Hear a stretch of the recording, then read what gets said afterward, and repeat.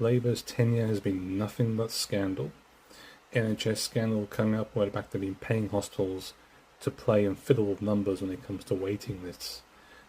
This is just a government that's done nothing but scandal.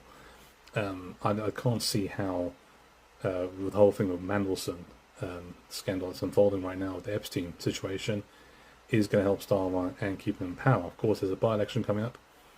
But the interesting reaction has been from the media, because they love these kind of stories, but they're actually quite disappointed that doesn't involve like a Farage. I mean, who knows, they might come out as well. You never know these things, but highly doubt it. With Mandelson, the guy they've been quite happy with, of course, when Labour won the election back in 2024, everybody's really happy in the media.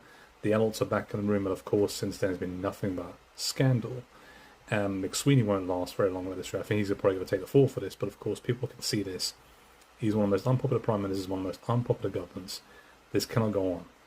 The media, of course, people like Dan Hodges saying, well, the Russians are involved in this. I mean, I just can't stop laughing at this whole thing about blaming the Russians. It must be some sort of white liberal guilt. Some white guilt, in fact. I don't want to call it liberal guilt anymore. It's a modern era white guilt that we can't have this happening because there must be some dark forces involved. And of course there are, but it ain't the Russians. The Russians are sitting there laughing at this. They've got their own problems right now with what's going on in Ukraine. I think they're going to get involved in these kind of scandals, right? Pippa Creer of the Mirror, just who couldn't help but talk about Cakegate. You know, that was over cake for crying out. And it was stupid from Boris Johnson and his government. But you've got like non-stop scandals are following, and they're actually disappointed, saying, "Oh, this is an interesting story over here. Let's talk about this. Maybe something might come from this." No, there are non-stop scandals to talk about. You guys be filling up in newspapers, but nothing but stories from this ridiculous, stupid, incompetent, and not just incompetent. Maybe it's being deliberate as well at the same time. Government. You've got what's his name? The former prince, in this case Andrew. You've got his ex, or his I don't know if she's ex or not, involved all this stuff with Epstein. This is disgusting and vile. But you want to point your finger towards the Russians, and there must be something else that's some, dark forces causing all this.